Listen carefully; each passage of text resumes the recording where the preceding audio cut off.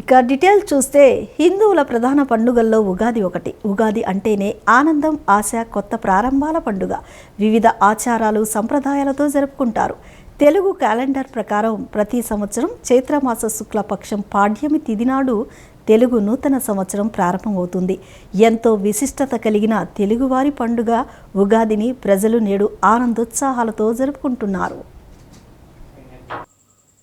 ఉగాది అంటే కేవలం పండుగ మాత్రమే కాదు.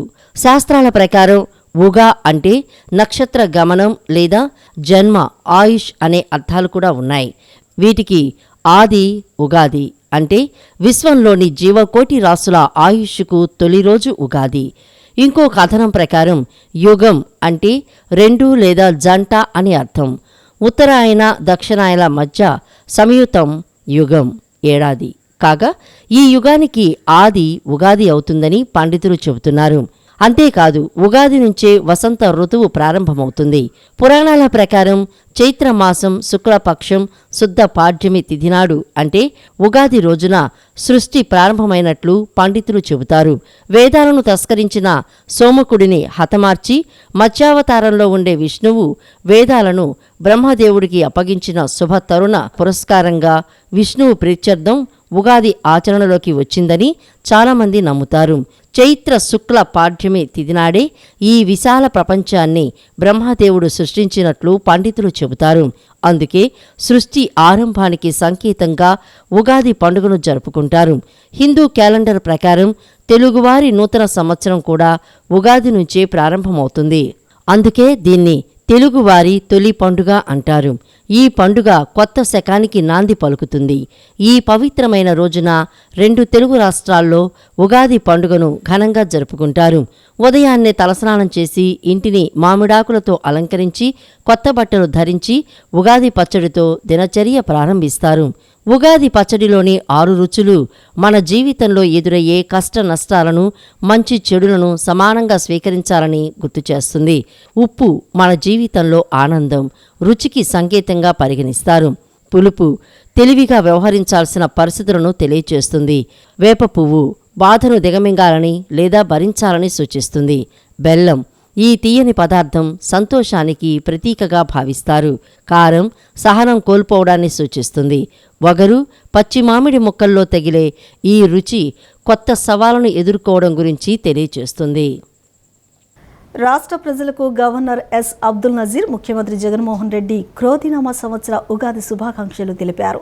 రాష్ట్రంలో అన్ని వర్గాల ప్రజలకు ఈ కొత్త సంవత్సరం శాంతిని, శ్రేయస్సును కలిగించి మరింత సంతోషాన్ని, సామరస్యాన్ని తీసుకువస్తుందని గవర్నర్ ఆకాంక్షించారు.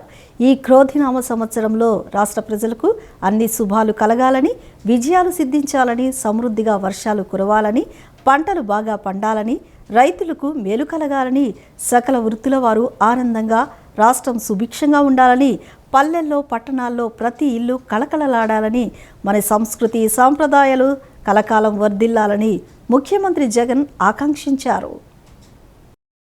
పేదలకు కానీ, అవ్వతాతలకు కానీ, పిల్లలకు కానీ, ఏ వర్గానికైనా సరే మంచి చేసే విషయంలో జగన్తో పోటీ పడే నాయకుడు ఈ దేశంలోనే ఎక్కడా ఉండడని గర్వంగా చెబుతున్నట్లు ముఖ్యమంత్రి జగన్మోహన్ రెడ్డి అన్నారు. వెసులుబాటును బట్టి అవకాశం ఉంటే ఎక్కడా మీ బిడ్డ తగ్గడని, మరీ ముఖ్యంగా అవ్వతాతల విషయంలో అస్సలు తగ్గే అవకాశం, పరిస్థితి ఉండదని స్పష్టం చేశారు. మన ప్రమాణ స్వీకారం రోజు వాలంటీర్ వ్యవస్థను మళ్లీ పునరుద్ధరించే కార్యక్రమంపైనే మొట్టమొదటి సంతకం చేస్తానని జగన్మోహన్ రెడ్డి పేర్కొన్నారు. ప్రకాశం జిల్లా వెంకటాచలంపల్లి గ్రామంలో పెన్షనర్లతో సీఎం జగన్ నిన్న ముఖాముఖి కార్యక్రమాన్ని నిర్వహించారు. కార్యక్రమంలో సీఎం జగన్ మాట్లాడుతూ ఈరోజు అవ్వాతాతలతో పాటు ప్రతి ఒక్కరూ కొన్ని విషయాలపై ఆలోచన చేయాలని కోరారు. గత ప్రభుత్వ హయాంలో ఎన్నికలకు 2 నెలల ముందు వరకు ఇచ్చిన పెన్షన్ 1000 రూపాయలు మాత్రమే అని, అది కూడా జన్మభూమి కమిటీలకు లంచాలు సమర్పించుకుంటేనే అందే దుస్థితి ఉండేదని అన్నారు. ఎన్నికలకు 6 నెలల ముందు వరకు కేవలం 39 లక్షల మందికి మాత్రమే పెన్షన్లు ఇచ్చారని, అప్పట్లో నెలకు వెచ్చించిన వ్యయం కేవలం కేవలం 400 కోట్లు మాత్రమే అని తెలిపారు. అలాంటి పరిస్థితుల్లో మొట్టమొదటిసారిగా మీ బిడ్డ అవ్వాతాతల గురించి, వారి కష్టాలు, ఆత్మగౌరవం గురించి ఆలోచన చేశాడని అన్నారు. అధికారంలోకి రాగానే దేశంలో ఎప్పుడూ చూడని విధంగా గ్రామ స్వరాజ్యానికి నిర్వచనం ఇస్తూ ప్రతి గ్రామంలో సచివాలయాలను నెలకొల్పి వాలంటీర్ వ్యవస్థను తెచ్చామని అన్నారు. ప్రతి నెల 1వ తారీఖునే, అది సెలవు రోజైనా ఆదివారమైనా సరే, ఇంటి వద్దే నేరుగా అవ్వాతాతల చేతుల్లో పెన్షన్లు పెట్టిన పరిస్థితి 56 నెలలు మన ప్రభుత్వ హయాంలోనే జరిగిందన్నారు. గతంలో 39 లక్షల మంది మాత్రమే పింఛన్దారులు ఉండగా ఈరోజు వివక్ష లేకుండా 66.34 లక్షల మందికి టెన్షన్గా పెన్షన్లు అందిస్తున్నామని చెప్పారు.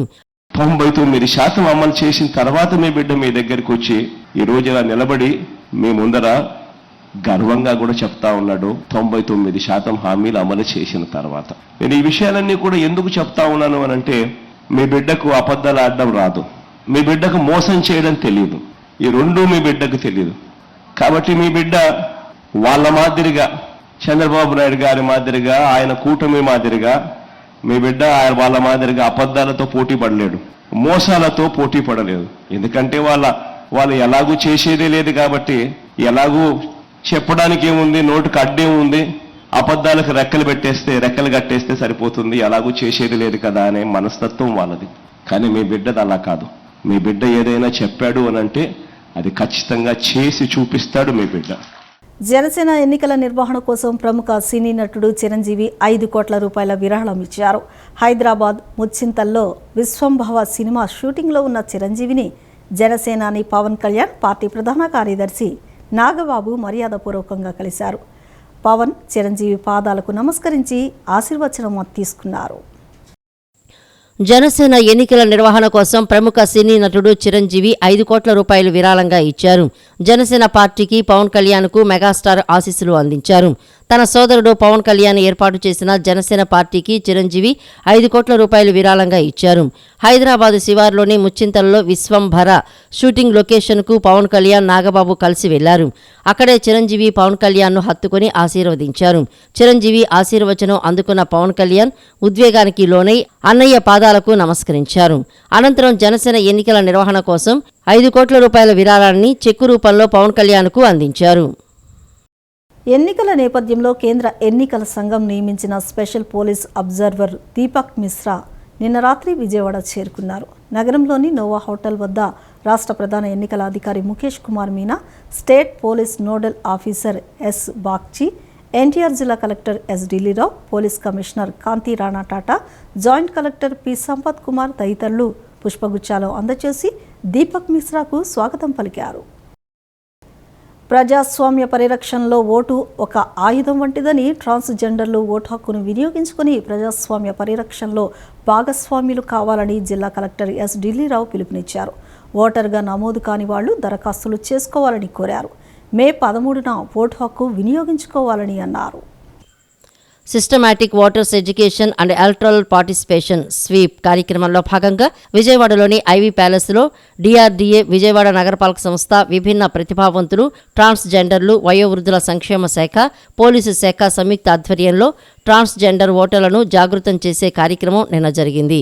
ఈ కార్యక్రమంలో జిల్లా collector S Dilli Rao, Vijayawada municipal commissioner Swapnil Dinakar Pondkar, Vijayawada RDO BH Bhavani Shankar, DCP Adiraj Singh Rana, additional DCP, incharge DCP M Krishnamurthy Naidu, special deputy collector Kiranmayi, VMC additional commissioner A Mahesh తదితరులు పాల్గొని ప్రజాస్వామ్య వ్యవస్థలో ఓటు హక్కు ప్రాధాన్యతను తెలియచెప్పి ఓటు హక్కు వినియోగించుకునేలా ప్రోత్సహించారు. జిల్లాలో దాదాపు 16,91,000 మంది ఓటర్లు ఉంటే అందులో థర్డ్ జెండర్ ఓటర్లు 144 వరకు మాత్రమే ఉన్నారని పేర్కొన్నారు. ప్రజాస్వామ్య పరిరక్షణ ఓటు హక్కు ద్వారానే సాధ్యపడుతుందని, 18 సంవత్సరాలు నిండిన ప్రతి ఒక్కరూ ఓటరుగా నమోదై ఓటు హక్కును వినియోగించుకోవాల్సిన బాధ్యత ప్రతి ఒక్కరిపై ఉందన్నారు. ఎవరు ఎక్కడికి వెళ్లాల్సిన అవసరం లేకుండా ఓటు నమోదుకు వీలు కల్పించే ఫారం 6, బదిలీకి వీలు కల్పించే ఫారం 8 ఫెసిలిటేషన్ కౌంటర్లను ఇక్కడ ఏర్పాటు చేసినట్లు తెలిపారు. వీటిని ట్రాన్స్జెండర్లు సద్వినియోగం చేసుకోవాలని కలెక్టర్ ఢిల్లీరావు సూచించారు. ఓటు వేసుకోండి, మే 13వ తారీఖున ఓటు వేయండి అనేటువంటిది ఒక్కటే చెప్తే కన్నా మిగిలిన కొంత ఒక్కొక్క కౌంటర్ పెడదాం. కౌంటర్లో ఆధార్ రిలేటెడ్గా ఉంటే అక్కడ తీసుకువెళ్దాం. రేషన్ కార్డుకి సంబంధించింది ఏమైనా చేయగలమా, తర్వాత మిగిలిన సర్టిఫికేట్స్కి సంబంధించింది ఏం చేయొచ్చు అని చెప్పేసి అన్నట్టుగా ఒక ఫెసిలిటేషన్ సెంటర్స్ కూడా పెట్టాం. ఎస్, హక్కుల గురించి మాట్లాడదాం ఇది అనుకోనంటే అంతే కదా, అది తప్పు మంద కాదు కదా, అది ఏమిటి, తల్లిదండ్రులు కూడా తప్పు కాదు. నిజం చెప్పాలంటే దాని తప్పు ఏమిటి, జీన్ అనేటువంటిది కదా, జీన్స్ అది మనకి అందరికి కూడా ఇప్పుడు మేల్ ఎలాగో ఫిమేల్ ఎలాగో ట్రాన్స్జెండర్ ఎలాగో అంతా కూడా అందరూ కూడా హ్యూమన్ బీయింగ్సే. కాబట్టి సో అయితే ఇప్పటికి కూడా సొసైటీ ఎంత చెప్పినా సొసైటీలో ఇంకా తక్కువ చూపు, తర్వాత అనేటువంటి చేదరించుకోవడము, ఇది చేయడం అవన్నీ ఎక్కువ ఉన్నాయి. మీరు ఎంత చెప్పినా అంత. ఇప్పుడు నిజం చట్టం ఏం చెప్తుంది, చట్టం అయితే మాత్రం మీ యొక్క పేరెంట్స్ ఎవరైతే ఉన్నారో, తల్లిదండ్రులు ఉన్నారో వాళ్ళ దగ్గరే ఉండండి, వాళ్ళ దగ్గరే ఉండే హక్కు ఇచ్చింది కదా. వాళ్ళకి సంబంధించిన నియరెస్ట్ ఫ్యామిలీ మెంబర్స్ ఎవరైతే ఉన్నారో అక్కడే ఉండే హక్కు అయితే వచ్చింది. బట్ కొన్ని కారణాల చేత మీరు అక్కడ ఉండలేక అనేటువంటిది బయటకు అనేటువంటిది రావాల్సి వస్తుంది. సార్వత్రిక ఎన్నికల కోసం టీడీపీ, జనసేన, బీజేపీ కూటమి రూపొందిస్తున్న పూర్తిస్థాయి ఉమ్మడి మేనిఫెస్టో రూపకల్పనలో ప్రజల నుంచి అభిప్రాయాలు సేకరిస్తున్నట్లు ఆ పార్టీ నేతలు తెలిపారు. 8341130393 వాట్సాప్ నంబర్కు తమ సలహాలు, సూచనలు పంపించవచ్చునని సూచించారు. మంగళగిరిలోని టీడీపీ కేంద్ర కార్యాలయంలో ఆ పార్టీ పొలిట్ బ్యూరో సభ్యుడు వర్ల రామయ్య, మాజీ మంత్రి దేవినేని ఉమ, జనసేన నేత గాదే వెంకటేశ్వరరావు, బీజేపీ అధికార ప్రతినిధి లంకా దినకర్ తదితరులు నిన్న మీడియా సమావేశం నిర్వహించారు. మేనిఫెస్టో రూపకల్పనలో ప్రజల నుంచి అభిప్రాయాలు సేకరించేందుకు వాట్సాప్ నంబర్ను ప్రకటించారు. వర్ల రామయ్య మాట్లాడుతూ చంద్రబాబు ఆదేశాల మేరకు అన్ని వర్గాల ఆకాంక్షని నెరవేర్చే విధంగా ఉమ్మడి మేనిఫెస్టో రూపొందిస్తున్నట్లు పేర్కొన్నారు. మన మేనిఫెస్టో ప్రజా మేనిఫెస్టోగా ఉండాలి. ఈ కూటమి మేనిఫెస్టో, బీజేపీ, జనసేన కలిసిన ఈ తెలుగుదేశం పార్టీ మేనిఫెస్టో మొత్తం కూడా ప్రజల ఆకాంక్ష నెరవేర్చే మేనిఫెస్టోగా ఉండాలి. ప్రజల కోరికల్ని ప్రతిబింబించే మేనిఫెస్టోగా ఉండాలి. ఒక ప్రజా మేనిఫెస్టోగా ఉండాలి. కనుక ప్రజల దగ్గర నుంచి కూడా మీరు అభిప్రాయాలు సేకరించండి.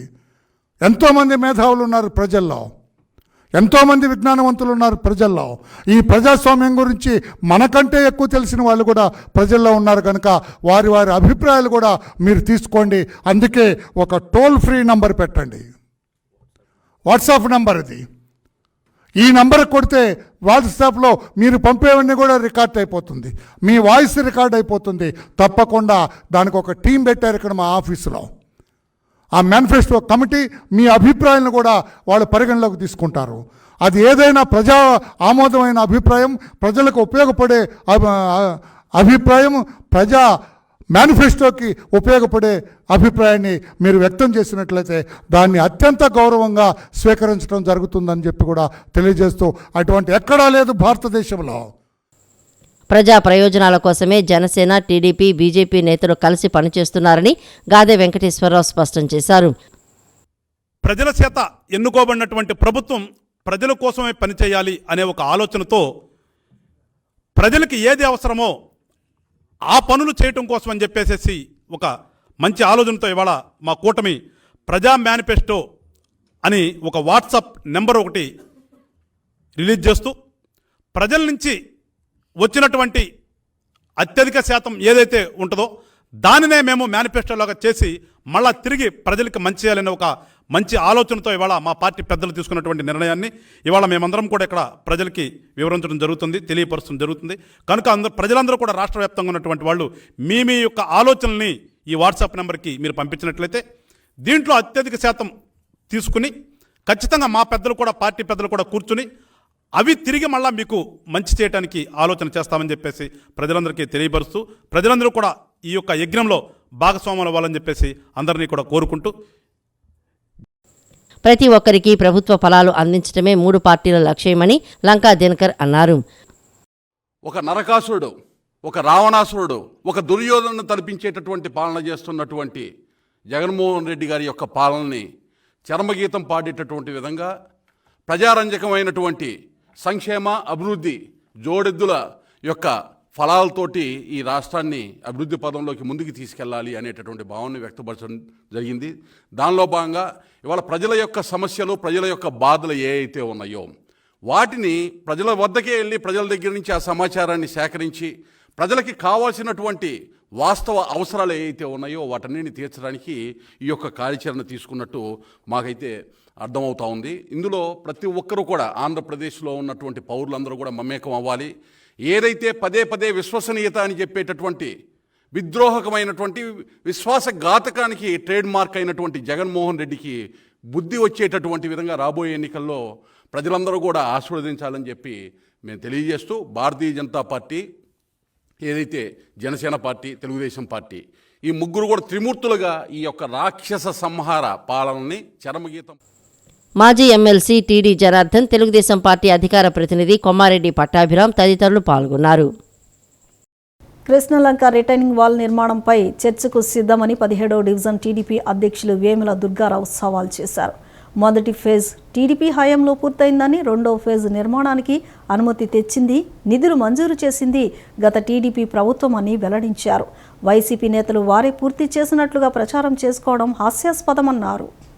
రాణిగారి తోట 17వ డివిజన్ టీడీపీ కార్యాలయంలో డివిజన్ నాయకులు వేముల దుర్గారావు, రాయి రంగమ్మ విలేకరుల సమావేశం నిర్వహించారు. సమావేశంలో వారు మాట్లాడుతూ డిప్యూటీ మేయర్, 17, 18 డివిజన్ కార్పొరేటర్లు కృష్ణలంక రిటైనింగ్ వాల్ నిర్మాణంపై అసత్యాలు చెబుతున్నారని అన్నారు. ఎమ్మెల్యే గద్దె రామ్మోహన్ అప్పటి ముఖ్యమంత్రి చంద్రబాబుతో మాట్లాడి రిటైనింగ్ వాల్ నిర్మాణానికి నిధులు మంజూరు చేయించారని గుర్తు చేశారు. టీడీపీ ప్రభుత్వం హయాంలో ఫేజ్ 1 నిర్మాణం పూర్తయిందని అన్నారు. ఆ తర్వాత వైసీపీ ప్రభుత్వం అధికారంలోకి వచ్చిందని, అప్పటికే నిధులు మంజూరైనప్పటికీ ఫేజ్ 2 నిర్మాణం పనులు ప్రారంభించలేదని పేర్కొన్నారు. టీడీపీ ఆధ్వర్యంలో తాము నిరసనలు చేపడితే పనులు ప్రారంభించారని అన్నారు. టీడీపీ చేసిన అభివృద్ధిని వైసీపీ అభివృద్ధిగా చెప్పుకోవడం హాస్యాస్పదమని పేర్కొన్నారు. రిటైనింగ్ వాల్ నిర్మాణం అంశంపై చర్చకు సిద్ధమని సవాల్ చేశారు. మీరు దేనికైనా సిద్ధమంటున్నారు, మేము ప్రతిదీ సిద్ధమని మేము చెప్తున్నాం. ఇప్పుడు మీరు రండి చర్చికి, మేము పెడతాం.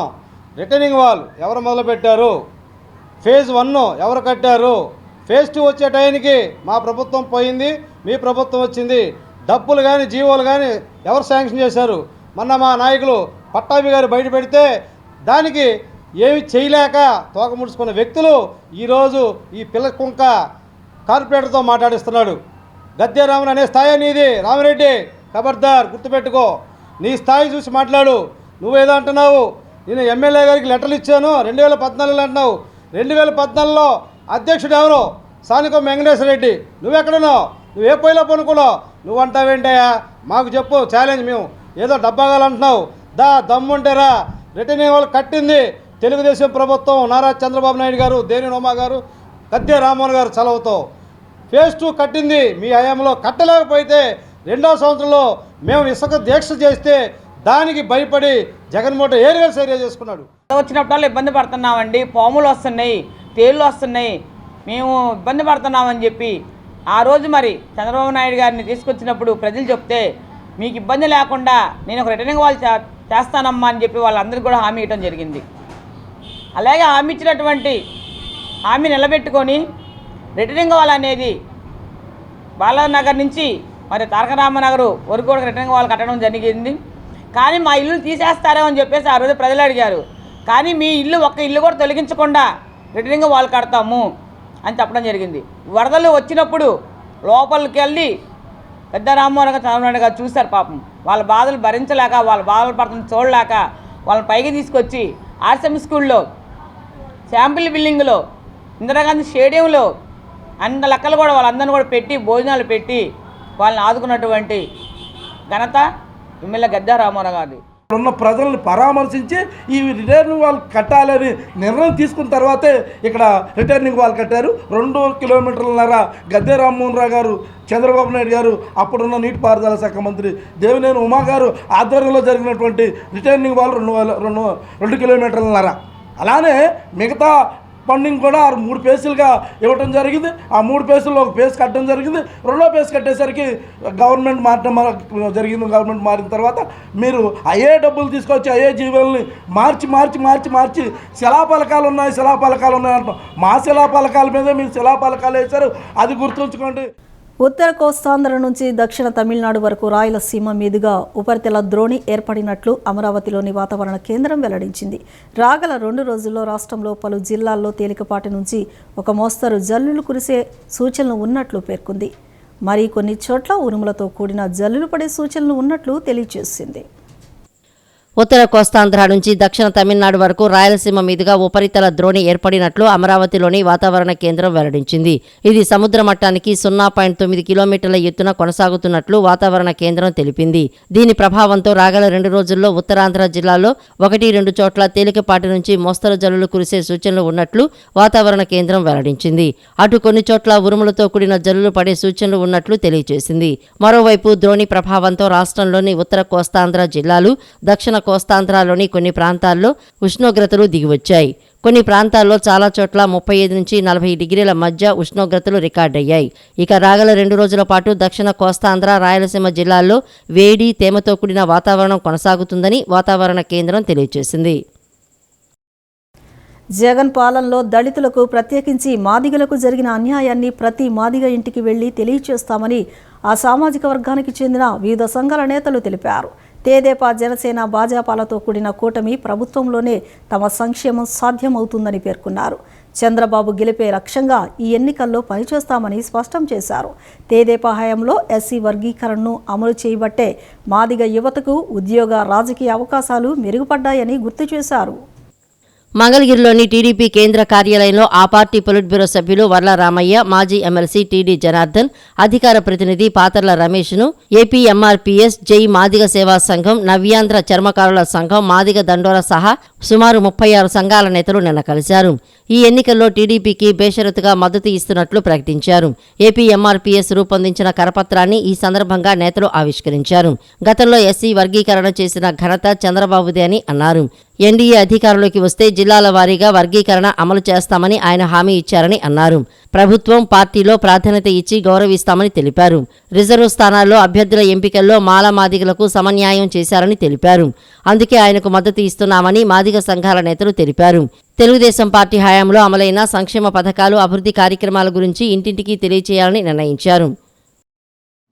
వర్గీకరణ విషయం కూడా నా దృష్టిలో ఉంది, తప్పకుండా చేస్తాను.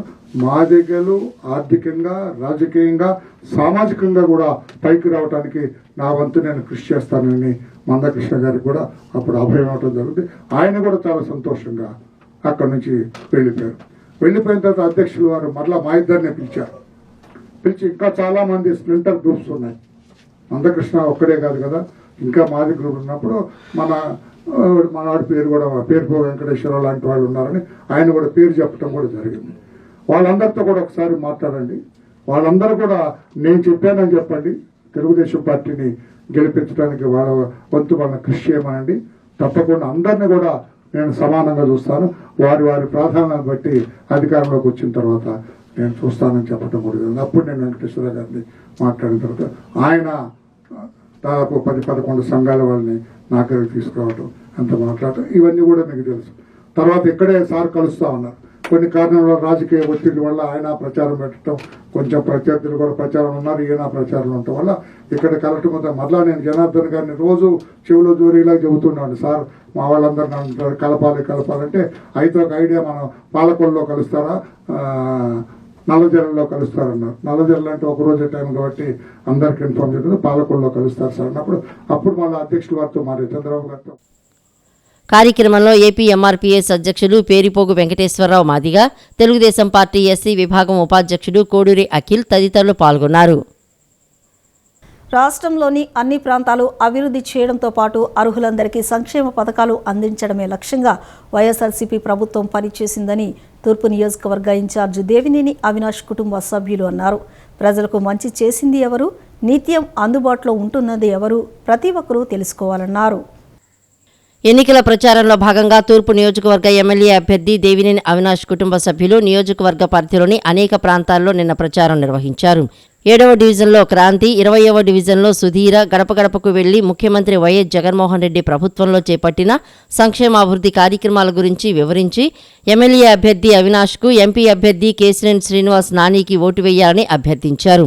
5 ఏళ్లలో వారికి చేసిన మంచిని వివరిస్తూ రానున్న ఎన్నికల్లో దేవినేని అవినాష్, కేశినేని శ్రీనివాసులను గెలిపించాలని కోరారు. ప్రజలకు మంచి చేసింది ఎవరు, నిత్యం అందుబాటులో ఉంటోంది ఎవరు, ప్రతి ఒక్కరూ తెలుసుకోవాలన్నారు. అందరికీ ఆత్మీయుడైన దేవినేని నెహ్రూ తనయుడు అవినాష్ను గెలిపించాలని కోరారు.